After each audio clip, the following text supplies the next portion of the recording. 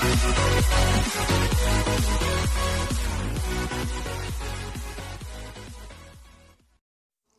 Friends, இன்றைக்கி நம்ம Thailand red கறி எப்படி செய்யறன்றதை வாங்க பார்க்கலாம்.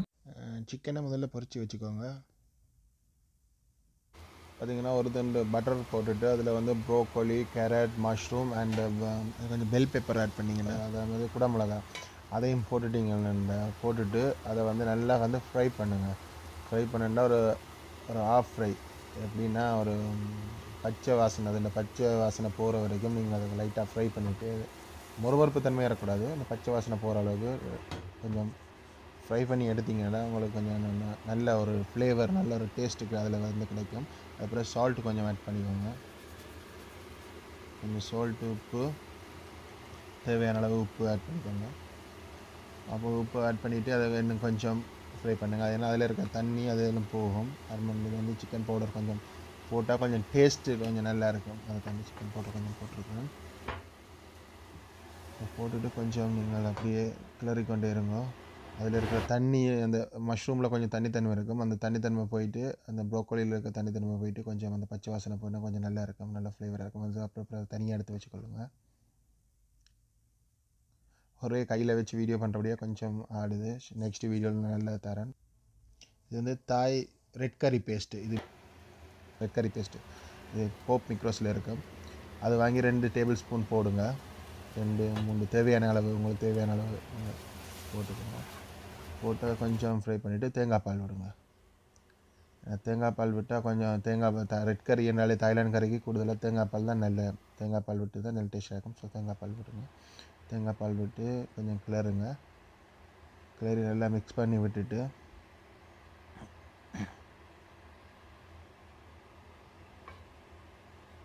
அப்படி லைட்டாக அப்படியே கிளறி விடுங்க, மிக்ஸ் பண்ணி விடுங்க. ஏன்னா தாயில் ரெட் கறியில் வந்து பேஸ்ட்டுகள் எல்லாம், அதில் உப்பு, மிளகு, தேவையான அந்த இதெல்லாம் இருக்கும். அதில் வந்து சில்லி எல்லாம் இருக்கும். ஸோ நீங்கள் உப்பையும் போட தேவையில்லை. அப்படியே நாங்கள் வெட்டி வச்சுருக்கிற இந்த முதல்ல ஃப்ரை பண்ணி வச்சுருந்த மரக்கறி அதை தூக்கி அப்படியே அதில் போட்டு, அப்புறம் சிக்கனையும் அதில் போட்டுட்டு சிக்கனையும் அதில் எப்படி போட்டுட்டு ஒரு 10 மினிட்ஸ் அதை கிளறி போட்டு மூடி விட்டிங்கன்னா ஒரு 10 நிமிஷம் நிமிஷத்தில் உங்களுக்கு நல்ல ஒரு தாய்லாந்து கறி கிடைக்கும். நீங்கள் இதே வந்து நீங்கள் ரெஸ்டாரண்ட்டில் போய் சாப்பிட்டீங்கன்னா உங்களுக்கு குறைந்த இங்கே நான் சொல்கிறேன் ஸ்வீஸில் வந்து கூட இதில். ஸோ நீங்கள் வீட்டிலே செய்யலாம். வரும் கொஞ்சம் காசுலேயே வீட்டிலே செஞ்சிடலாம். கொஞ்சம் தண்ணி விடுறதுக்கான கொஞ்சம் கறி கொஞ்சம் திக்காக கொஞ்சம் கூட வேறுமன்றதுக்காண்டி. ஏன்னா தனிப்பால் தானே விட்டுருக்குறோம். ஸோ கொஞ்சம் தண்ணி ஆட் பண்ணிக்கோங்க. 10 நிமிஷம் மூடி வைங்க கறியை.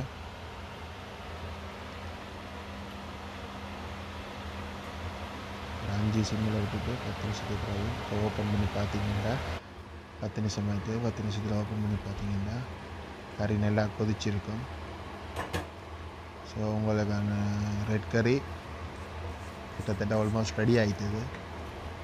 ஸோ நீங்கள் வீட்டிலேயே சிம்பிளாக செய்யலாம் இந்த கறி, ரெட் கறி. வெறும் கஷ்டமே இல்லை. உங்களுக்கு தேவையான மரக்கறி, இப்போ ப்ரோக்கோலி, மஷ்ரூம் தான் போடணுமென்று இல்லை, தேவையான மரக்கறி போடலாம். இந்த கறி ரெடி ஆகிட்டு பவுலில் ஊற்றி வச்சு சாப்பிட போகிறோம். தேங்க்யூ. நெக்ஸ்ட் வீடியோ நல்ல வீடியோவாக போடுறோம். லைக் பண்ணுங்கள், ஷேர் பண்ணுங்கள், சப்ஸ்கிரைப்